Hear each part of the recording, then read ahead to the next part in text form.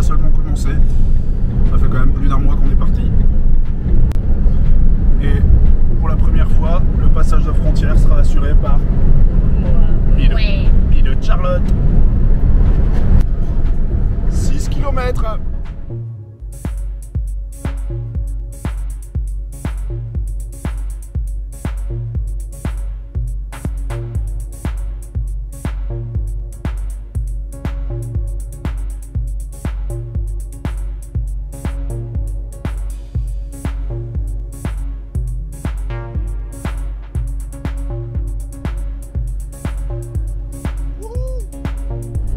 On y est! On est où? Turquie, baby. Alors, passage de contrôle hyper facile. On a donné nos passeports. Ils ont même pas jeté un coup d'œil dans le van. Ils savent même pas que Dali est là. Pourtant, on avait son passeport, on était en règle. Voilà. Donc, c'est maintenant que le voyage commence. Attention, une canette de coca sauvage.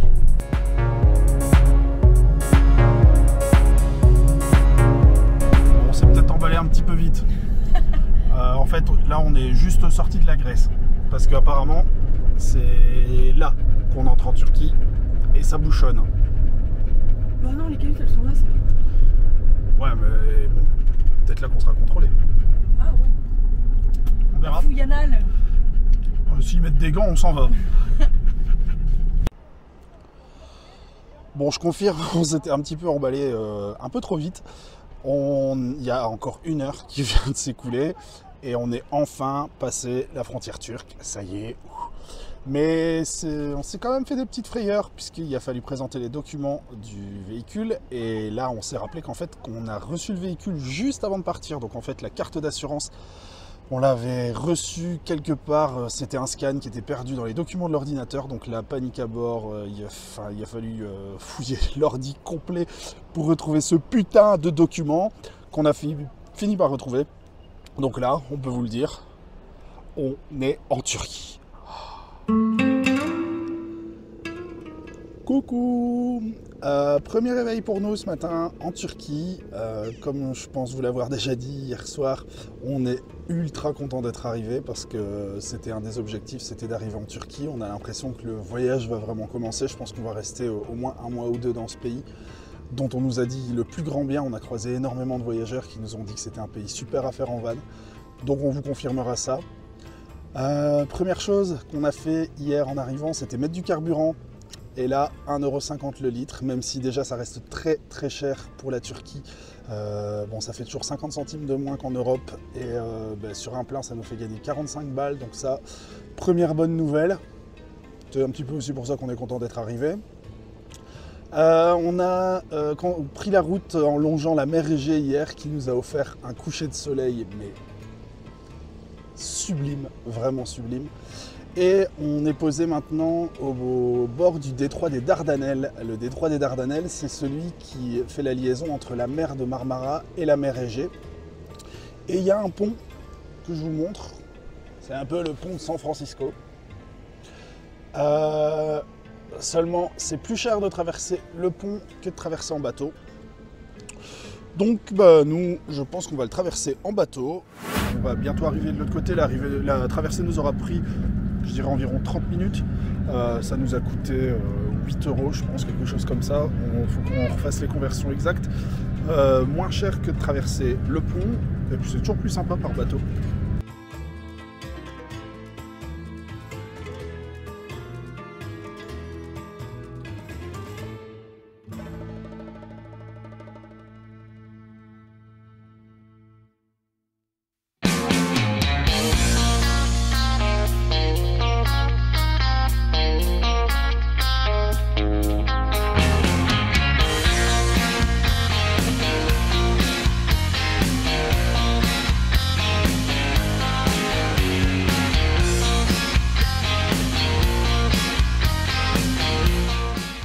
Bon, on vous fait un petit point sur nos premiers jours en Turquie et une impression plutôt mitigée, puisque avant de traverser la Grèce et l'Italie, on redoutait d'être confronté aux hordes de touristes et aux spots trop blindés.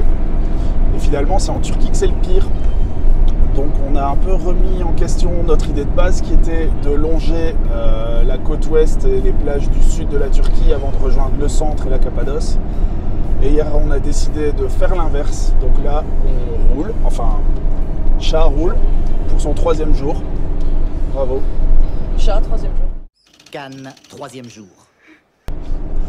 Et donc l'idée maintenant ce sera plutôt de se diriger vers le centre, donc d'abord vers la Cappadoce. Là on est en train de traverser les plateaux d'Anatolie, ça commence à devenir vraiment dépaysant. Et puis rejoindre le nord, la côte de la mer Noire. C'est la mer Noire. C'est la mer Noire. Non. C'est la mer Noire. C'est la mer Noire. C'est la mer Noire. Oui. Faire un petit tour dans l'Est avec un nouvel objectif. Ce sera normalement le point le plus éloigné de notre voyage. On veut se faire une soirée dans le club techno, le Bassiani à Tbilissi.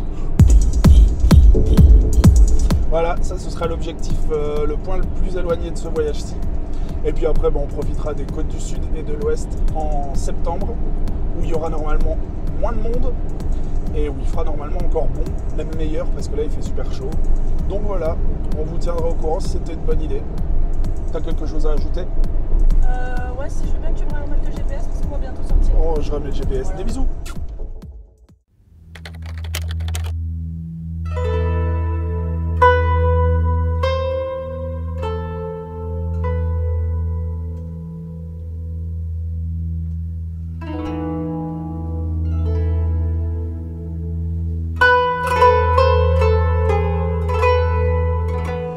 À partir d'ici, et pour les jours qui vont suivre, notre itinéraire va se charger d'histoire, puisqu'on va suivre une partie de l'itinéraire des routes de la soie.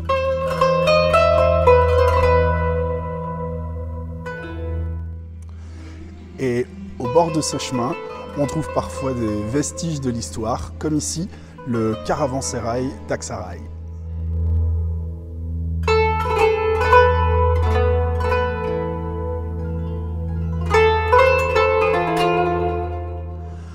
Alors un caravansérail, c'est quoi? On peut comparer ça un petit peu au motel de l'époque. Donc les marchands et les caravansérail, qui passaient le long de ces chemins, trouvaient l'hospitalité ici, dans ces infrastructures, où on leur offrait le logement, on leur offrait la bouffe, on leur offrait les boissons, gratuitement pendant 3 jours, peu importe d'où ils venaient.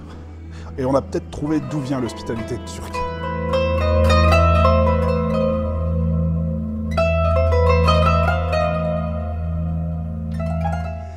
Celui-ci est le plus grand caravansérail d'Anatolie. Il se trouve à une 40aine de kilomètres de la ville d'Aksaray et il s'appelle Sultan Han, puisque Han c'est un autre terme pour désigner un caravansérail, donc le caravansérail du sultan. La particularité de celui-ci, c'est aussi qu'il présente un espace pour l'été et l'hiver, puisque la plupart des autres caravansérails sont plutôt ouverts vers l'extérieur. Ici, comme on est sur des plateaux assez en altitude, en Anatolie, il y a aussi une partie qui est destinée pour l'hiver.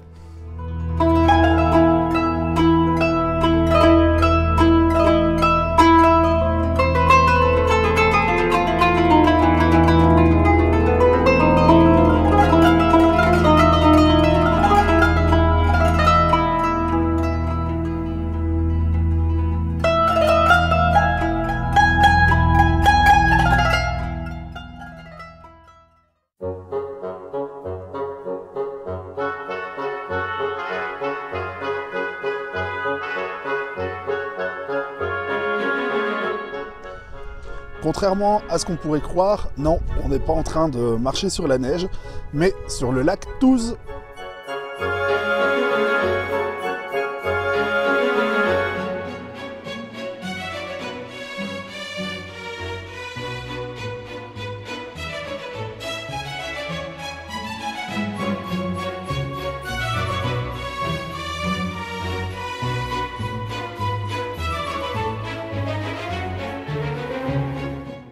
Ce lac, qui est le plus grand d'Anatolie et le 2e plus grand de Turquie, avec ses 80 km de long, présente la particularité d'être un lac salé et de s'assécher totalement en été. Et donc on a la possibilité de marcher sur une croûte de sel qui fait environ 30 cm.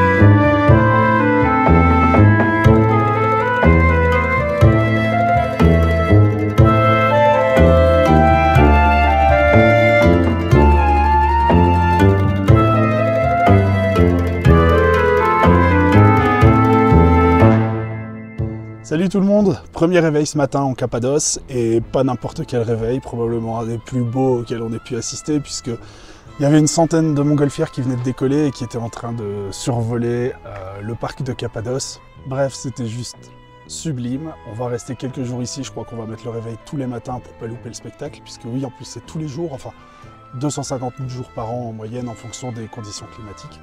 Mais pour le moment, on espère que ce sera tous les jours.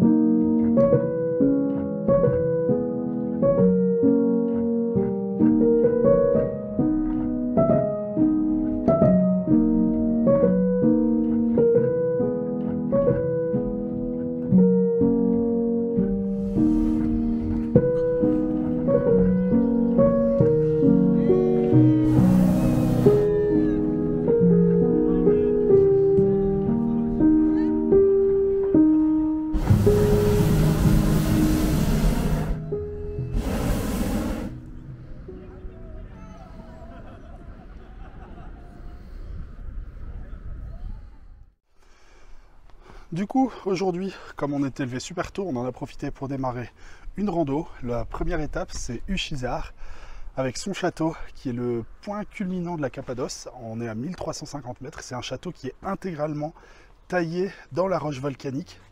C'est bluffant.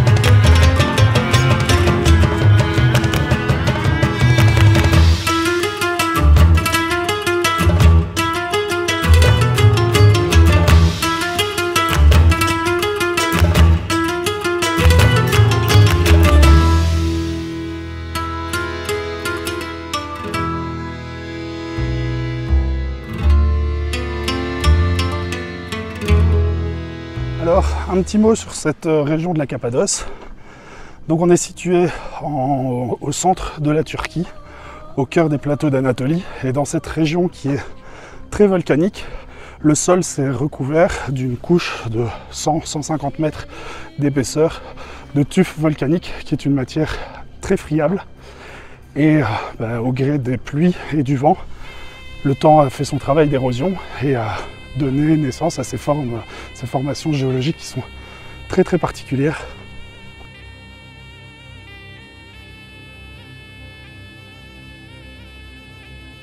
Au sein du parc national de Cappadoce, on distingue différentes vallées qui tirent leur nom de la forme particulière qu'ont les formations géologiques. Ici, on se trouve dans la vallée de l'amour, la Love Valley, et c'est pas vraiment parce que ça a des formes de cœur.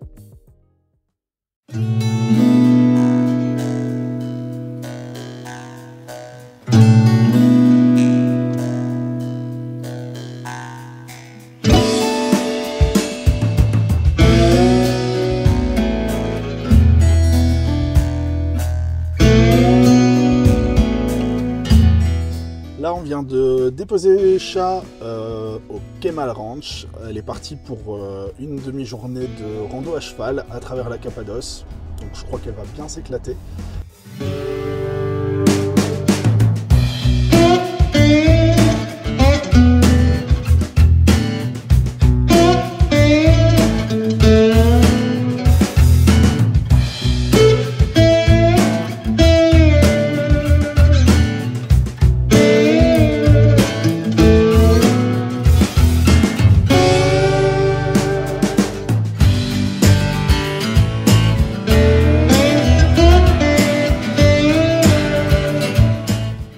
Voilà, moi on m'abandonne.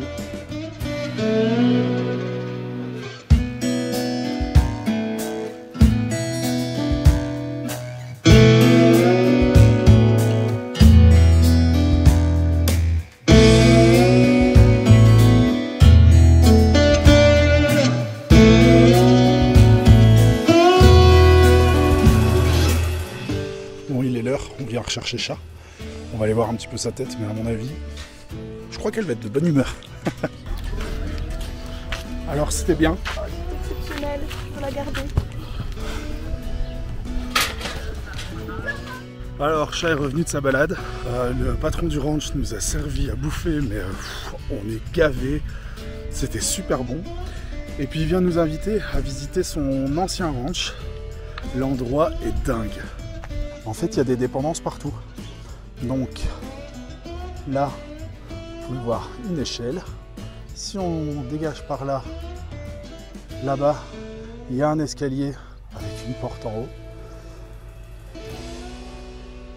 Et puis, fidèle à l'hospitalité turque, il nous a invités à passer la nuit. Bon, nous, on a refusé parce que c'est notre dernier jour en Cappadoce. Mais sinon, vraiment, ça aurait été avec plaisir. Bon, du coup, comme on était curieux de savoir ce qu'il y avait en haut de cet escalier, nous voilà dans le pigeonnier. Donc après avoir traversé la vallée des pigeons, où on les voyait de loin, on les voit dedans. Et donc celui-ci en particulier, il a 250 ans. Bon, je suis pas sûr que les canapés et les lits étaient déjà là d'origine. Alors pour la petite anecdote, en fait si on trouve autant de pigeon room, comme ils disent ici, dans la vallée, c'est simplement qu'à une époque, le fait d'avoir autant de pigeons, ça aidait à fertiliser les terres, et qui plus est, les œufs de pigeons étaient utilisés dans la fabrication du mortier. Et donc c'est pour ça qu'on retrouve la Pigeon Valley, où on voit pas tellement de pigeons, mais surtout beaucoup de pigeonniers. On se demande quand même pourquoi autant de gens font des visites payantes, alors qu'en fait, dès qu'on discute avec un Turc, il vous ouvre sa porte Et il partage tout ce qu'il a. Et j'adore. C'est génial. J'ai failli tomber.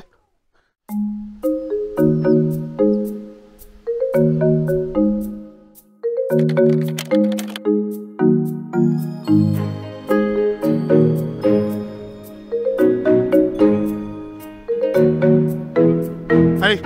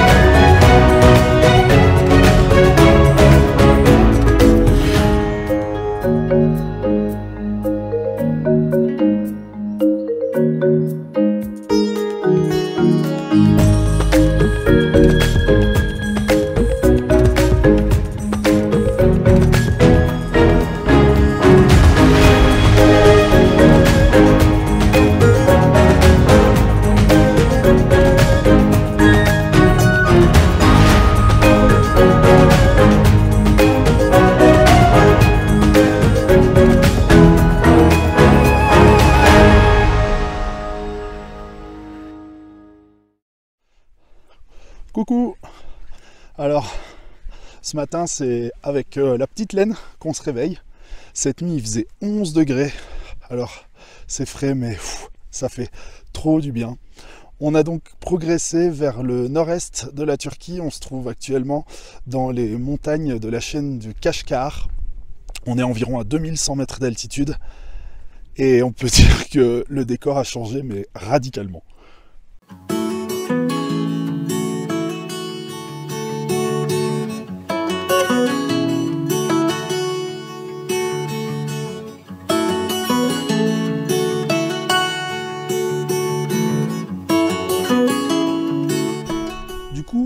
J'en profite pour vous donner un peu notre ressenti sur la Cappadoce.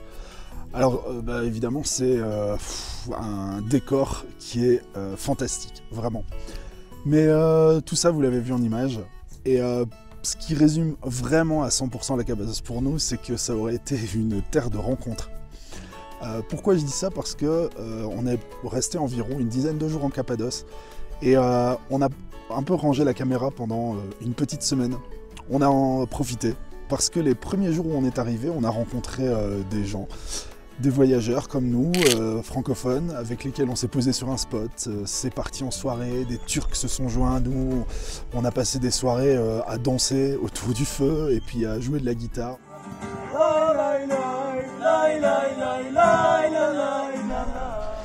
C'était des vraies belles rencontres, on a vécu des très beaux moments dont on n'a pas beaucoup d'images, mais que je voulais quand même vous partager. Alors, terre de rencontre aussi parce que ça nous a permis de recroiser notre ami Lucky, qui voyageait également et qui lui revenait d'Iran en moto. Et donc ça nous a permis de faire une petite soirée barbecue avec lui, durant laquelle on a partagé nos expériences de voyage. Une famille de Suisses s'est jointe à nous pour manger. Et puis quand on a quitté la Cappadoce pour se rendre vers le nord-est, on est passé par la ville de Divrigi. Et puis on a croisé un type qui nous a simplement demandé si on pouvait le déposer au point de vue. Cette personne devait descendre vers le sud, vers Gaziantep. Nous, on devait partir vers le nord. Et puis, il s'appelle Ahmed et en ce moment, il vit dans Achille.